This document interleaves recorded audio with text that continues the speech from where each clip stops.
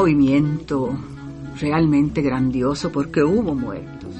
Las voces del pasado en el presente. El primer momento en que piso tierras de América Central. Esto es El Hilo de la Historia. Aquí, en el estadio de Génova, Juan Callazo, Costa Rica. Buenas noches, gracias por acompañarnos en este segundo programa de El Hilo de la Historia, una coproducción de 101.5 Costa Rica Radio y el Centro de Investigaciones Históricas de América Central de la Universidad de Costa Rica. Yo soy Seidy Salas, soy productora de esta emisora y me acompañan hoy David Díaz Arias y Alexia Ugalde Quesada. David, Alexia, ¿cómo están? Hola, muy buenas noches. Buenas noches, Seidy y los radioescuchas. Bueno, gracias por acompañarnos. David Díaz es el director del Centro de Investigaciones Históricas de América Central. También coordina el programa de investigación de estudios latinoamericanos avanzados CALAS. Es profesor catedrático de la Escuela de Historia y docente del posgrado en Historia de la Universidad de Costa Rica. Alexia Ugalde es investigadora del programa CALAS y también es docente en la Escuela de Historia y en la Escuela de Estudios Generales de la sede de Occidente de la Universidad de Costa Rica. Bueno, la verdad es que nos costó un poco seleccionar los temas para estos primeros programas del Hilo de la Historia, porque como que entre los meses de marzo y abril encontramos una serie de efemérides y de eventos que han ido marcando ahora nuestra historia. Sobre todo, bueno, sucedieron las principales batallas de la guerra de 1856 y también tuvo lugar nuestra guerra civil de 1948. ¿No les parece como curioso esta coincidencia en estos veranos tan turbulentos de la historia nacional?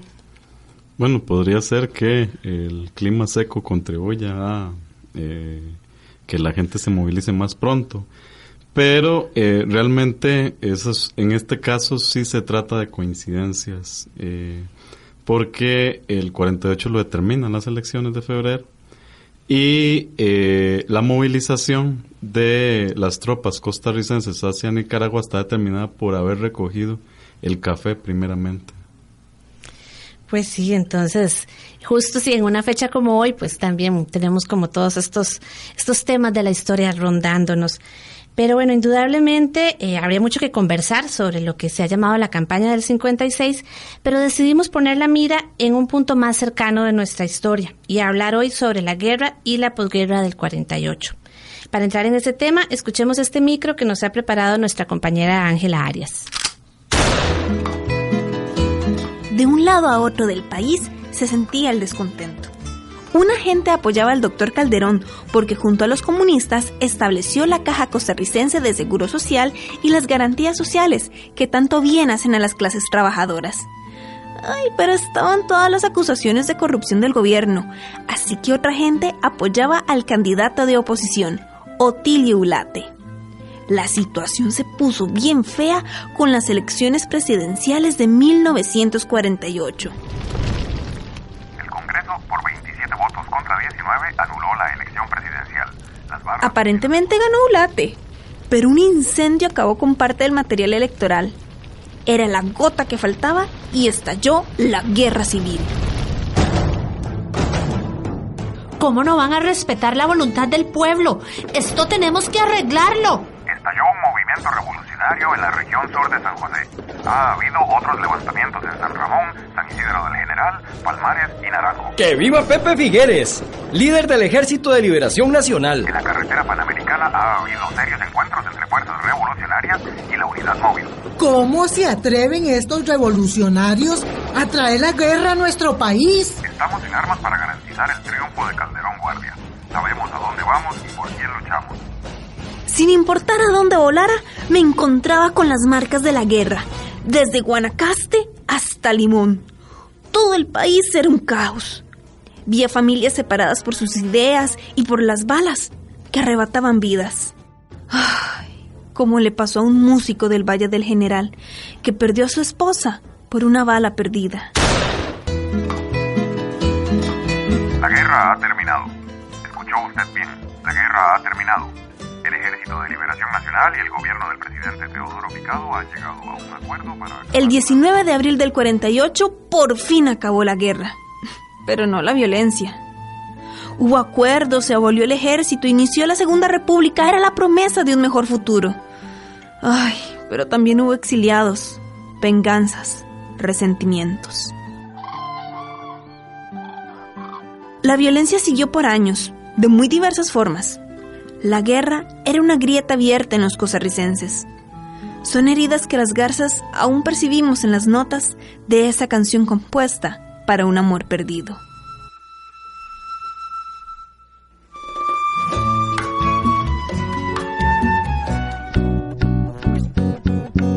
Música, versión instrumental de Las Garzas, de Alfonso Quesada Hidalgo, interpretada por el grupo Svetske Na. Noticias tomadas de los periódicos La Nación, La Tribuna y El Diario de Costa Rica de 1948. Para conocer más hechos relevantes, escucha las voces del pasado en el presente en El Hilo de la Historia. Todos los jueves a las 7:30 de la noche por 101.5 Costa Rica Radio.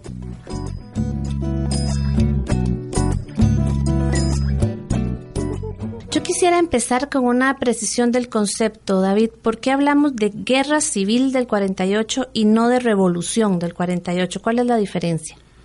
Bueno, la diferencia está fundamentalmente en la manera en que precisan el término. ¿Quiénes participaron de aquel evento?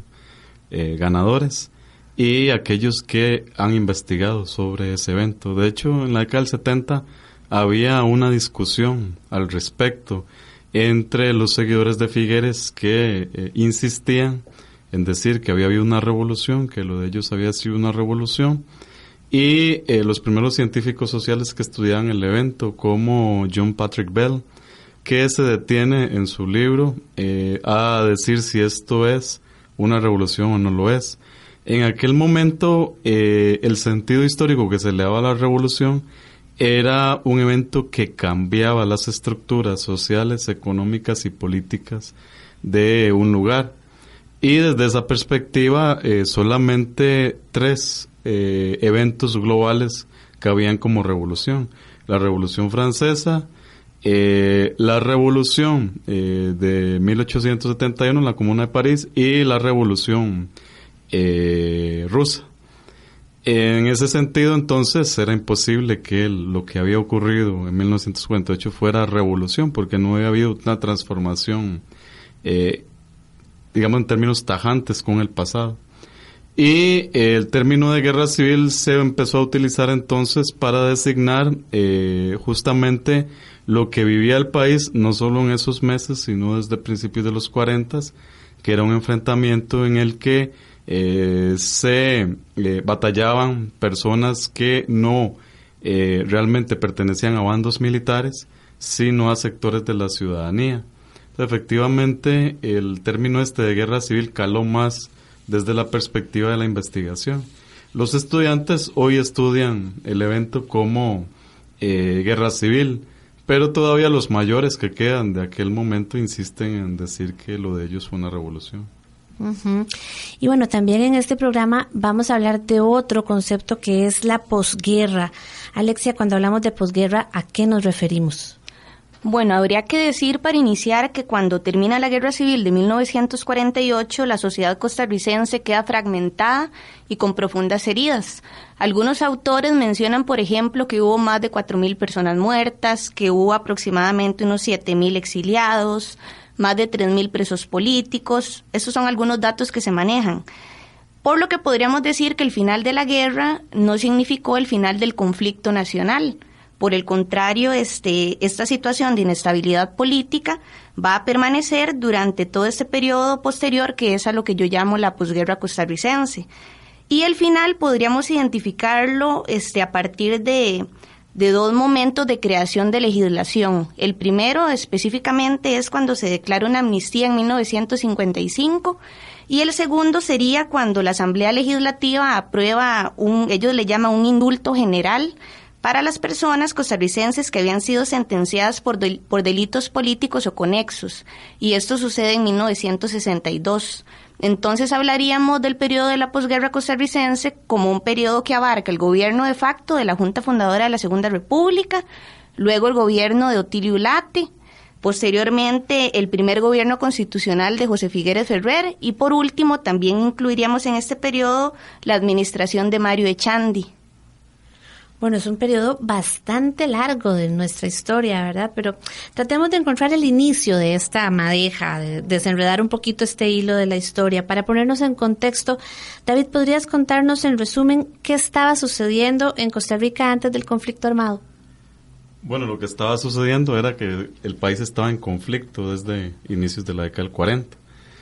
Usualmente se recupera la idea esta de que el ascenso de Calderón Guardia al poder en 1940 coincidió con el ascenso al arzobispado de Víctor Manuel Sanabria Martínez y con la política internacional de la Unión Soviética de fundar frentes populares que se unieran a partidos burgueses para salvar las democracias enfrentando al nazismo, y que ese espacio internacional y nacional facilitó la asociación de estos tres entes en el caso de Costa Rica: el gobierno de Calderón, la Iglesia Católica y el Partido Comunista de Costa Rica.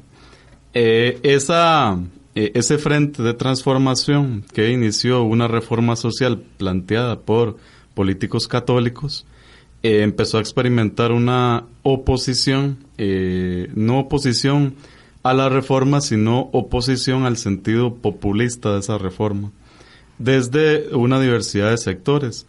Algunos que fueron afectados políticamente, como los seguidores de León Cortés, que pronto se separó de Calderón Guardia y fundó un partido aparte, y otros que fueron afectados en la vida cotidiana por efecto de las políticas de guerra del calderonismo, como por ejemplo varios de los hijos y nietos de familias alemanas que fueron consideradas como traidoras a la patria.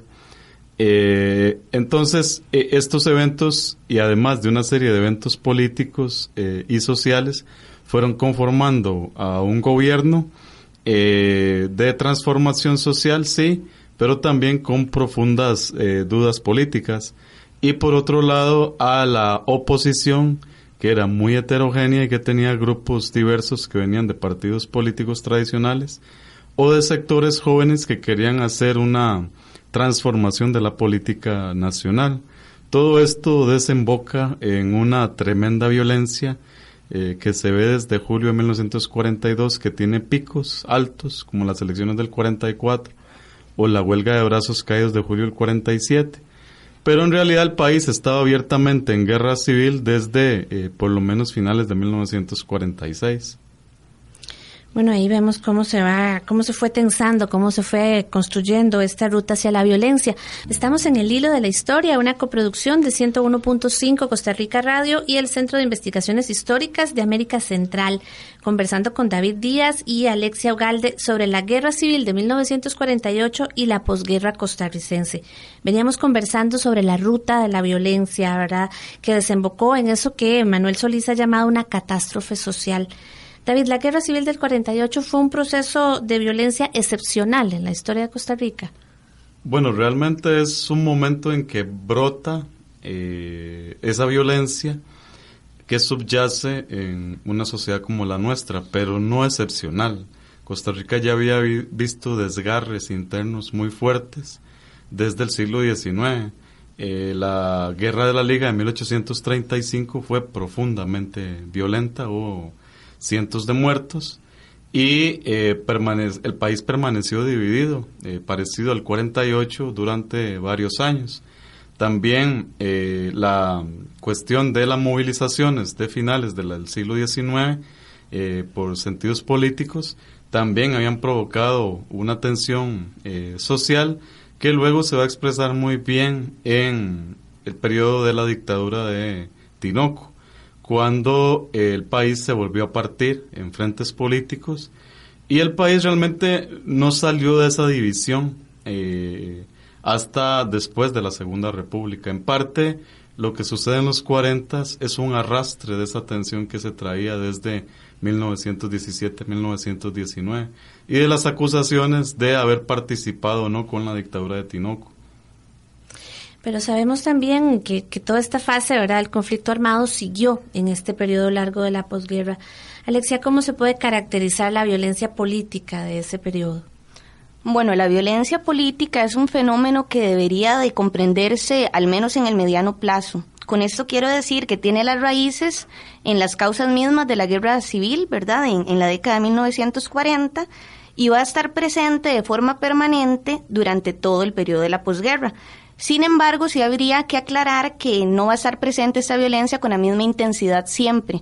Es decir, hay claros picos de violencia abierta o violencia directa, y por mencionar algunos ejemplos, bueno, la guerra civil es un pico de violencia en este continuo de violencia política. La invasión de 1948 sería otro pico. Los crímenes del Codo del Diablo, por ejemplo, el Cardonazo en 1949, que es un intento de golpe de Estado a lo interno de los mismos vencedores, la invasión de 1955, todos estos son picos de violencia en esa permanencia de la violencia política en este periodo que estamos analizando. Entonces, cuando hablamos de la posguerra, estamos hablando de un periodo que se caracterizó por una constante inestabilidad política. Y esto sucede por la posibilidad real de que ese pasado inmediato pudiera repetirse, es decir, de que estallara una nueva guerra civil en el país. Y sería importante mencionar que el gobierno de la Junta, bueno, por ser un gobierno de facto, va a carecer de legitimidad en un sector muy amplio de la población costarricense. Y esto obliga a los vencedores a tener que recurrir a una pacificación mediante el uso de la violencia. Y habría que mencionar también que un sector de la oposición también responde con violencia, por ejemplo, organizando estas invasiones que mencioné anteriormente. Y el objetivo va a ser desestabilizar al gobierno de facto y manifestar el descontento con este nuevo régimen establecido.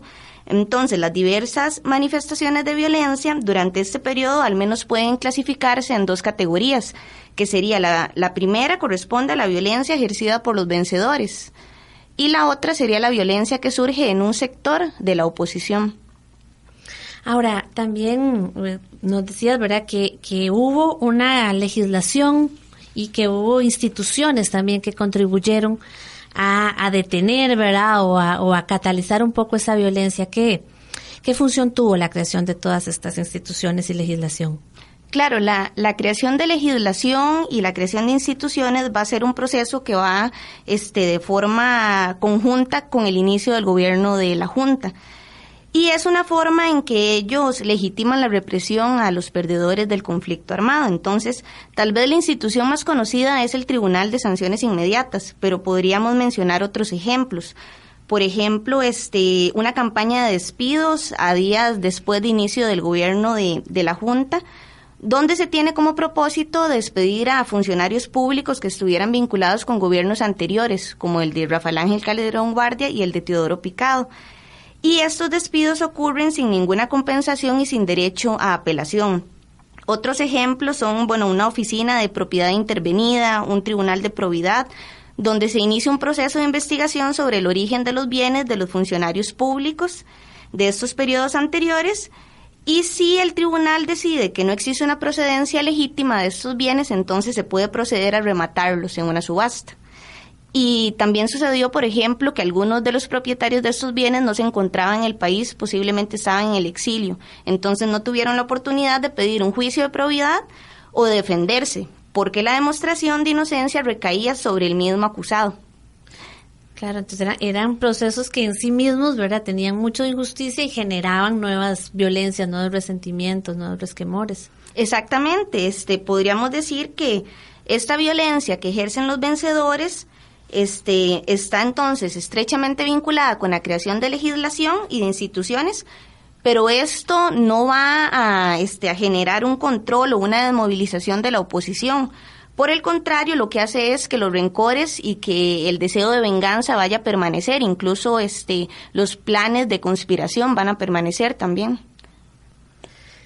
Caramba, bueno, hemos estado tirando, ¿verdad?, este hilo de la historia en torno a la guerra y a la posguerra del 48, y entramos también acá a hablar del asunto de la memoria, ¿verdad? Precisamente todos estos dolores y todas estas violencias van quedando en las memorias de las familias, y se convierten también en un tema. David, vos has dicho en tus libros que para la sociedad costarricense ha sido un problema lidiar con los recuerdos del 48.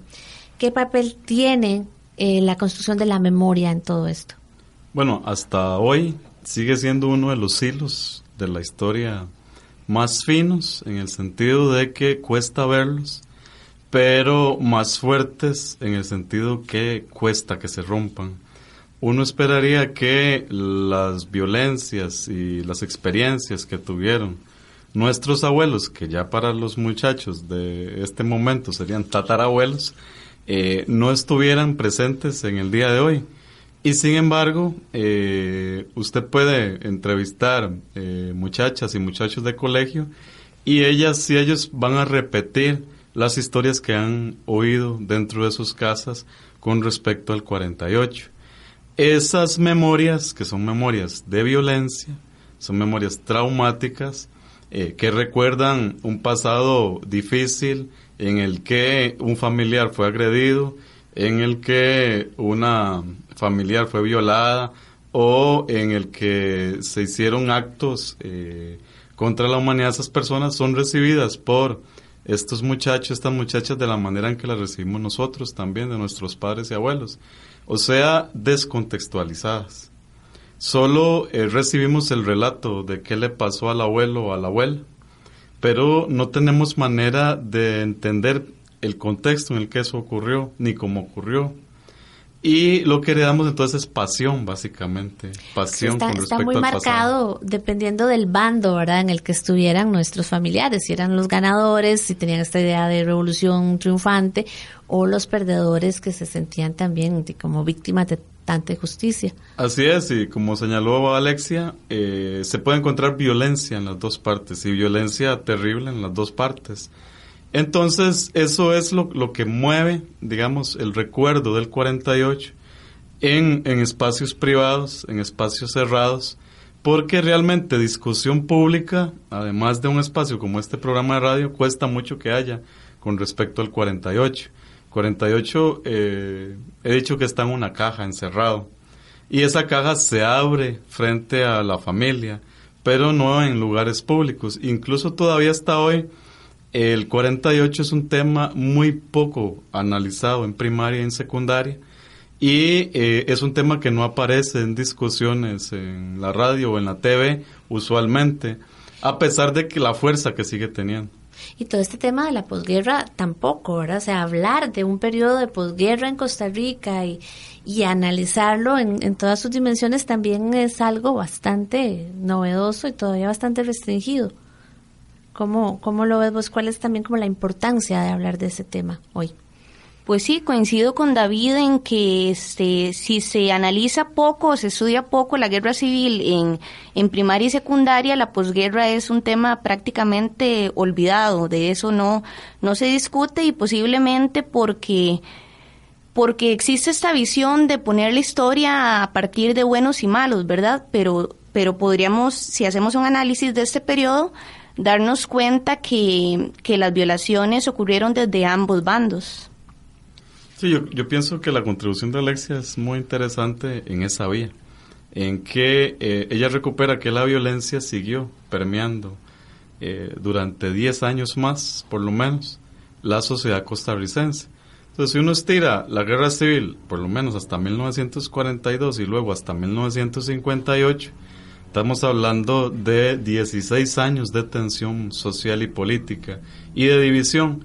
Eso sí sirve para explicar la división que vivimos en este país durante toda la segunda mitad del siglo XX en términos de calderonistas y figueristas, y no la idea que se vende caricaturesca de que nosotros tuvimos solo una guerra civil de 40 días. Sí, que es una forma siempre como de minimizarla, ¿verdad? Es decir, que todo es a lo chiquitito. Precisamente acá en esta emisora el año pasado, cuando era el 70 aniversario, nos propusimos retomar el tema, ¿verdad?, de la guerra del 48. Hicimos una serie de microprogramas dramatizados contando testimonios de quienes eran niños y niñas en Costa Rica en esa época, a partir de una preocupación muy grande, ¿verdad?, de ver que nuestro país está nuevamente como en un periodo de tensión y de polarización, ¿verdad? Lo podemos ver ahora en las redes sociales, donde la gente se expresa muy libremente, lo vimos en la última campaña electoral, lo vemos también en la forma en la que se están abordando los nuevos conflictos sociales, donde percibimos esa polarización, ¿verdad? Que a veces es solo una narrativa, un discurso, pero que también ha tenido momentos en los que parece que llega también a la calle, ¿verdad? Como vimos a finales del año pasado con ciertas manifestaciones de xenofobia y todo eso. Ustedes como gente que está en el mundo de la historia, como académicos, como académicas, pero también con el contacto que tienen con estudiantes, ¿qué lecciones ven que nos deja mirar este momento de la historia patria de cara a esta sociedad costarricense tan dividida que tenemos hoy? La primera lección es que el mito de la Costa Rica pacífica, doméstica, de igualitos, es básicamente un mito, y que esta sociedad ha experimentado, experimenta y seguramente experimentará profundas rupturas sociales que, de no corregirse, terminan en eventos como el 48. Y esas fracturas sociales tienen que ver con una serie de transformaciones que han ocurrido en el país en las últimas décadas, que llevan a esta profunda división social y desigual entre costarricenses, unos que están en una Costa Rica del primer mundo y otros que están casi en el cuarto mundo, sin nada. Y esa división, que es espeluznante también en términos de justicia social, esa división ha tenido representaciones políticas electorales en el último año que, si no se le ponen la atención debida, podrían tener consecuencias tan funestas como en el pasado. ¿Y vos cómo lo ves, Alexia? Pues yo pienso que siempre es importante estar recordando estos episodios de violencia, porque nos ayuda, a entender qué es la Costa Rica actual, ¿verdad? Yo escuchaba, por ejemplo, en mi familia historias de que mi abuelo había participado en la guerra, pero yo no tenía ni idea de qué significaba esto, o por qué había marcado tanto a mi familia en ese ámbito más personal, ¿verdad? Pero me parece que hay que llevarlo a espacios del aula, porque es una forma de saber sobre qué base se ha construido nuestro país, ¿verdad? Y bueno, se nos fue el tiempo, ya nos está avisando nuestro compañero en controles, don Gerardo Sequeira, que tenemos que ir cerrando este programa. Muchísimas gracias, David Díaz, Alexia Ugalde, por habernos acompañado. Muchísimas gracias. Les recordamos que pueden volver a escuchar este programa en costarricamedios.cr/inclinada El Hilo de la Historia, o en Spotify como El Hilo de la Historia 101.5 Costa Rica Radio. Les esperamos entonces la próxima semana. Buenas noches. El Hilo de la Historia es una producción del Centro de Investigaciones Históricas de América Central y 101.5 Costa Rica Radio. El tema musical que nos acompaña es de Wilson Arroyo. Te esperamos el próximo jueves a las 7:30 de la noche y te invitamos a seguirnos por redes sociales.